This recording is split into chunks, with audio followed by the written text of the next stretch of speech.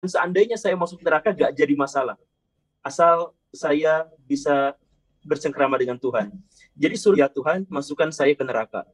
Masukkan saya ke neraka, besarkan tubuh saya di neraka, sampai neraka penuh oleh tubuh saya, dan tidak ada lagi orang yang bisa masuk ke neraka karena sudah penuh sama badan saya.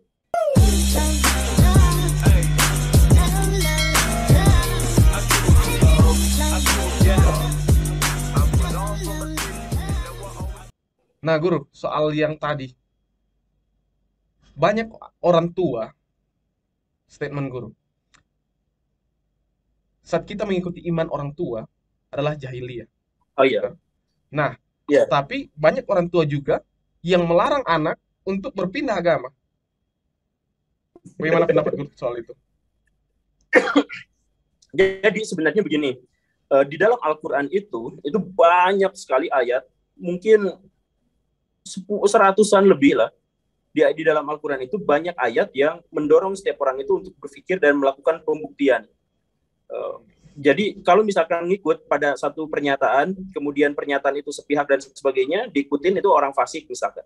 Dan lain sebagainya, itu banyak yang seperti itu. Sehingga ketika ada orang yang saya beriman, kenapa beriman tapi dia tidak bertanya, maka itu disebutkannya jangan kayak orang-orang jahiliyah yang ketika mereka diberikan petunjuk dari Tuhan, mereka malah mengatakan, ini kan agama dari bapak kami, ini agama dari ibu kami. Nah, itu karakteristik orang-orang jahiliyah, itu disebutkannya seperti itu. Makanya di dalam Islam itu diwajibkan untuk melakukan pencarian, sama seperti yang dilakukan oleh Ibrahim atau Abraham di dunia Kristen. Jadi dalam dunia Islam itu, Abraham itu diceritakan sebagai filosof teosofis gitu. Jadi beliau itu kan digambarkan dalam versi Islam itu, ayahnya itu pembuat patung, pembuat berhala itu. Kemudian Ibrahim itu bertanya-tanya, kan yang buat papa saya juga yang nyembah itu, gimana ini nggak masuk akal.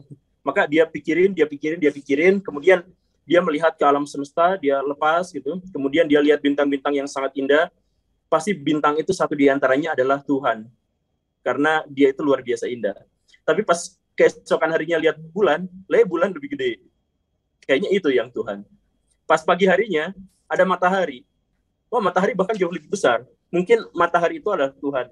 Tapi kemudian dipikir-pikir sama Ibrahim itu, kalau saya mengatakan bahwa bulan adalah Tuhan gara-gara menemukan dia lebih besar daripada bintang, dan saya menemukan matahari lebih besar sehingga disebut sebagai Tuhan, maka mungkin saja saya akan menemukan sesuatu yang lebih besar dan kemudian saya sebut itu sebagai Tuhan. Nah, daripada seperti itu, pada akhirnya mendapatkanlah pencerahan bahwa Tuhan adalah yang menciptakan segala sesuatu, termasuk bulan, bintang, matahari, dan sebagainya. Jadi dimulai dari sini, itu adalah dimulai dari falsafah, dari pemikiran, gagasan yang disebut dalam dunia Islam itu sebagai hikmah. Jadi ketika kita misalkan mau beragama, kita pertanyakan dulu kenapa harus seperti itu. Kita pikirkan misalkan Tuhan yang seperti apa. Kan pada akhirnya kita menemukan sebuah gagasan bahwa Tuhan itu ada, tetapi yang kita pikirkan itu adalah konsepsi-konsepsi tentang Tuhan. Jadi ada manusia. Iya, ada Tuhan yang benar-benar Tuhan, tapi Tuhan yang dimaksud itu tidak terjangkau, sehingga kita hanya memahamkan diri kita, pikiran kita mencukupkan pada definisi dan konsep kita yang kita buatkan untuk Tuhan. Padahal Tuhan itu adalah yang membuat kita bisa berpikir seperti itu. Kan begitu pada akhirnya. Ya, makanya di dunia Islam itu ya, setiap orang itu justru harus berpikir keras tentang apa yang menjadi agamanya, apa yang menjadi kepercayaannya, semuanya. Begitu. Saya pernah buat video tentang Deddy Corbuzier pindah agama. Karena waktu itu saya sempat lihat ketika dia berpindah agama, banyak yang bahkan pemuka-pemuka agama mengatakan dia murtad dan lain-lain. Tapi bagi saya begini, saya tidak berani sebut nama sih. Nggak boleh disebut ya, maaf. Nggak apa-apa.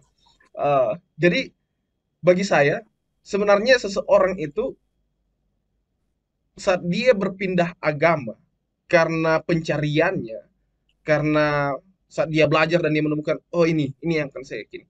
Ini kan masalah karena dia mencari. Itu yang saya pikirkan tadi, Tuhan tidak mungkin biarkan umatnya tersesat. Ketika dia dengan sungguh-sungguh mencari Tuhan, mencari kebenaran dan dia dapatkan, dan dia tentukan imannya di situ, silakan.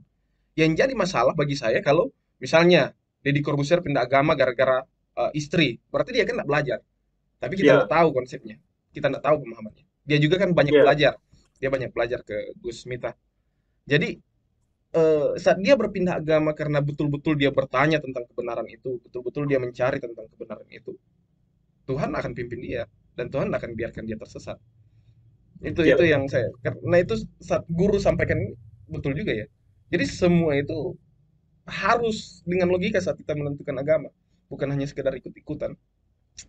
Luar biasa. Jadi saya berpikir bahwa em, misteri itu ada di ujung pengetahuan kita. Jadi jadi kalau misalkan ada sesuatu yang masih bisa dipecahkan oleh akal pikiran, Akal ya kita pikiran. gunakan akal pikiran itu.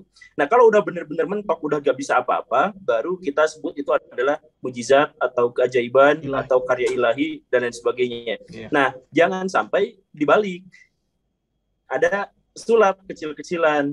Sebenarnya itu bisa dijelaskan secara logika, tetapi kemudian gak usah dijelaskan secara logika karena ini adalah alam spiritual dan lain Iya. sebagainya. Berarti spiritual itu ditempatkan di bawah logika dan akhirnya spiritual itu berbenturan dengan logika. Iya. Ketika spiritual dan agama itu berbenturan dengan logika, di sanalah sebuah peradaban itu hancur.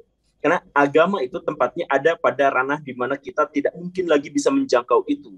Ada statement guru juga yang mengatakan, ah, beragama atau beribadah bukan lagi karena takut neraka atau rindu akan surga, melainkan karena kita mencintai tabiatnya Allah. Saya Ya, senang sekali dengan statement tersebut. Jadi kadangkala orang beragama cuma untuk mencari surga, neraka, cari kesenangan. Banyak orang yang ikut, misalnya contoh ke gereja, karena di gereja itu dia mendapatkan berkat, dia mendapatkan ini, dia mendapatkan itu. Kita lupa bahwa beragama itu sebenarnya tujuan kita adalah mencari Tuhan dan menikmati indahnya tabiatnya. ya.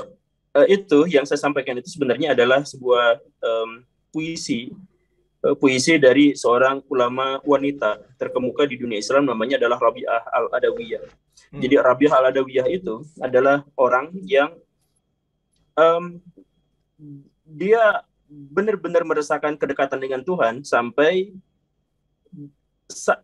dia katakan, seandainya saya masuk neraka gak jadi masalah, asal saya bisa bercengkrama dengan Tuhan. Jadi surga dan neraka itu bukan sesuatu yang final dan saya gak jadi masalah dan saya gak takut dengan itu semua.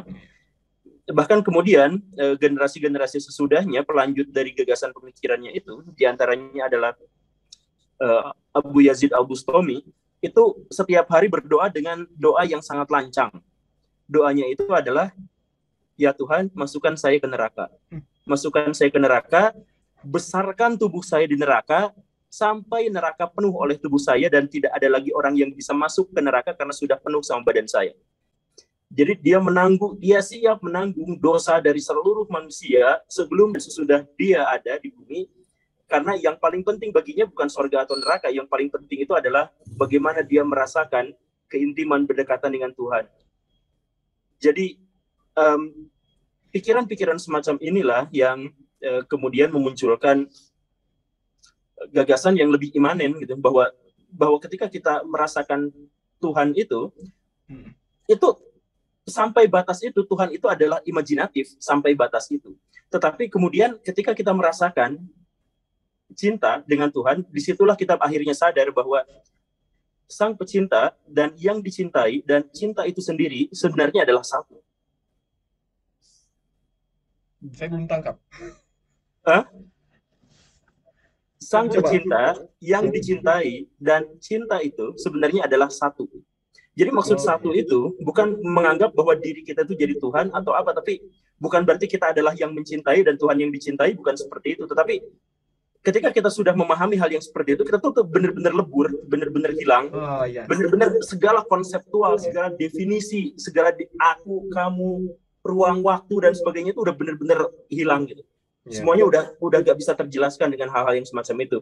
Nah, sama seperti yang dikemukakan oleh seorang siapa saya lupa namanya, seorang biksu Buddha yang mengatakan bahwa cara terbaik agar kita paham bahwa kita benar-benar sadar adalah bahwa kita tidak bisa mendefinisikan kesadaran itu. Jadi banyak orang-orang zaman sekarang itu yang berkata, kamu bahkan belum ngerti apa-apa misalkan tentang iman, tentang ini, kamu nggak ngerti apa-apa.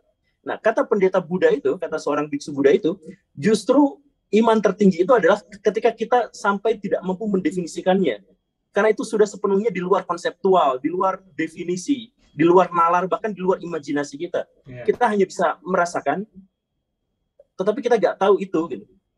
Makanya balik lagi ke Rabi'ah yang tadi itu, ke Rabi'ah Al-Adawiyah, dia itu pernah mendengar seorang muslim yang taat, ada muslim yang taat banget, terus dia tuh berdoa terus kepada Tuhan, minta begini, minta begini, minta begini, minta begini, dan sebagainya. Terus si muslim yang taat itu laporan kepada gurunya, guru, kenapa Tuhan tidak mengabulkan doa saya? Kata si guru mengatakan, kamu berdoa aja terus, karena kalau kamu ketuk pintu rumah orang lain terus-terusan, maka cepat atau lambat pintu itu akan dibukakan untuk kamu. Kata si guru ngajinya gitu. Rabi'ah Al-Adawiyah pada waktu itu protes keras. Woi guru ngaji, kenapa kamu mengatakan bahwa pintu itu akan dibuka? Sejak kapan pintu itu tertutup? Iya. Tuhan itu selalu membuka. Tuhan itu selalu membuka petunjuknya untuk kita, selalu ada bersama kita, ada di sini bersama kita. Cuman kitanya aja kan yang nggak sadar. Gitu. Jadi kita tuh menganggapnya nanti cepat atau lambat kalau kita ketuk pintu terus nanti pintunya akan terbuka. Ya pertanyaannya adalah sejak kapan pintu itu ditutup? Pintu Tuhan itu selalu terbuka. Selalu terbuka. Di Kristen malahan dikatakan sebenarnya bukan kita yang harus mengetuk pintu Tuhan, tapi Tuhan yang sementara menutup pintu hati kita supaya dia bisa masuk dalam kehidupan kita. Jadi bukan dia yang menutup, tapi sebenarnya diri kita sendiri yang menutup Tuhan itu. Maaf ya batu-batu. Nggak apa-apa, Guru. Semoga cepat sembuh.